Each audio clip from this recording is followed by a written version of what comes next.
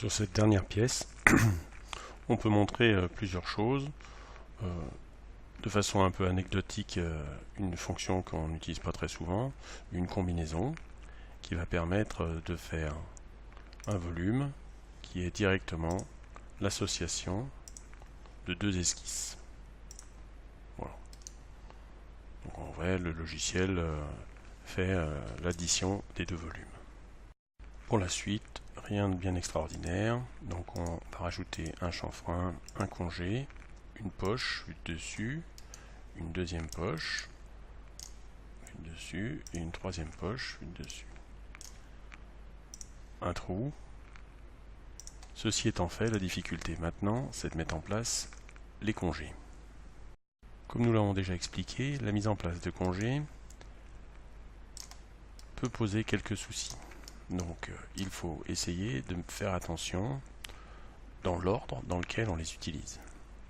Et on a toujours comme information, la bille doit pouvoir rouler correctement entre les deux surfaces qui sont de part et d'autre de l'arête choisie. Exemple. On fait un congé ici d'une valeur de 2,5 mm. Pas de souci, le congé peut bien se mettre en place. Deuxième essai, on fait un congé sur cette arête. Cette fois, le congé n'arrive pas à se mettre en place. Qu'est-ce qui se passe? Il se passe que la bille de 2,5 peut bien rouler entre cette surface et cette surface le long de cette arête.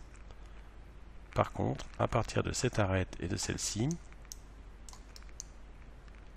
le rayon de la bille est plus important que l'escalier qui est fourni. Il va donc falloir valider le fait que notre bille se met à rouler sur cette arête ou sur un plan qui est propagé.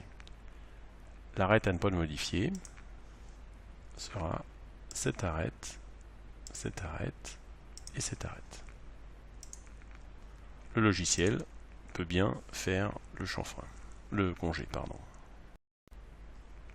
Même chose pour la suite. Un congé sur l'arête du haut, un congé sur l'arête du bas, en donnant comme arête à ne pas modifier l'arête qui est là. Par la suite, une poche pour terminer la pièce.